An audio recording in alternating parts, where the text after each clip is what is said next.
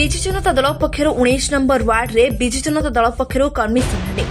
ଜଗତସିଂହପୁର ନିର୍ବାଚନ ମଣ୍ଡଳୀରେ 2024 ନିର୍ବାଚନ ଯେତିକି ପାଖେ ଆସୁଛି ସେତିକି ଲୋକଙ୍କ ମଧ୍ୟରେ ଚଳଚଞ୍ଚଳ ଦେଖିବାକୁ ମିଳୁଛି। ସେହିପରି ଆଜି ଭୀଷଣତର ବର୍ଷା ହେବା ସତ୍ତ୍ୱେ ମ୍ୟୁନିସିପାଲିଟି ଖେରସ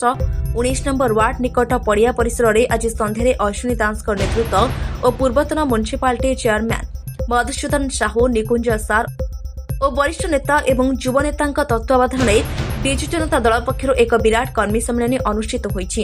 ଏହି ଅବସରରେ ମୁଖ୍ୟ ଅତିଥି ଭାବେ ଜଗତସିଂହପୁର ବିଧାୟକ ପ୍ରାର୍ଥୀ ପ୍ରଶାନ୍ତ କୁମାର ମୁଦୁଲି ଏବଂ ପ୍ରିୟବ୍ରତ ମହାପାତ୍ର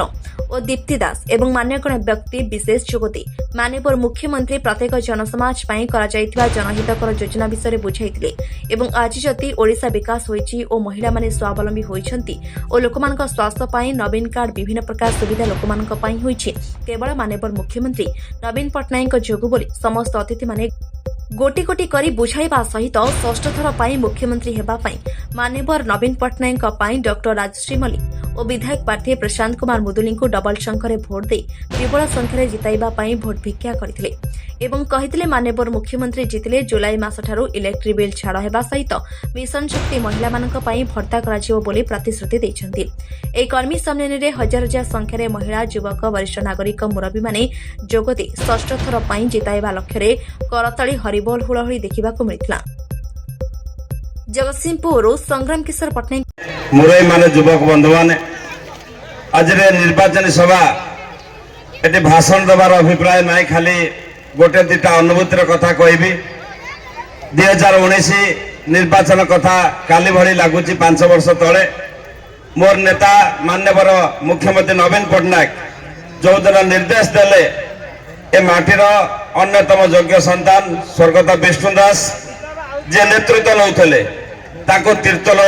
माटी तीर्थल निर्वाचन मंडल छिड़ा हाँपाई कहले से तीर्थल गले मु बालिकुदार विधायक थी से 2 थर मत निर्देश दे तू जगतसिंहपुर छिड़ा हबू मु जगतसिंहपुर आसापी मन में जिते दुख अवसाद थे मु जगतसिंहपुर आसिली हाथ में थिला 15 दिन एवं 15 दिन भितर निर्वाचन में जहाँ से इतिहास मुझे कहूँ आज 2024 निर्वाचन आसी 2024 निर्वाचन में मुझे प्रार्थी हेली जितेबाला मुझे सहित प्रतिद्वंदिता करी चिरंजीव विश्वाल महोदय पूर्वतन विधायक बड़ भाई सी बर्तमान 19 मोर प्रतिद्वंदी अब 24 ये दल केमती जितब विजु जनता केमती 4 सीट जगतसिंहपुर जिले में जितब सी दायित्व नहीं माननीय मुख्यमंत्री भरोसा कर दायित्व देते तेणु ये हूँ गोटे चिंता करार कथा से विधायक से खोलाखोली कहते गणमाध्यम पाखे मु विधायक हाँपाई नवीन बाबू सांगे मिसी ना मु 2 थर विधायक हो सारी बसंत विश्वाल पुओ सी से स्पष्ट भाव में कहते नवीन बाबू भाया व्यक्तित्व भली मुख्यमंत्री भारत वर्षर अद्वितीय नेता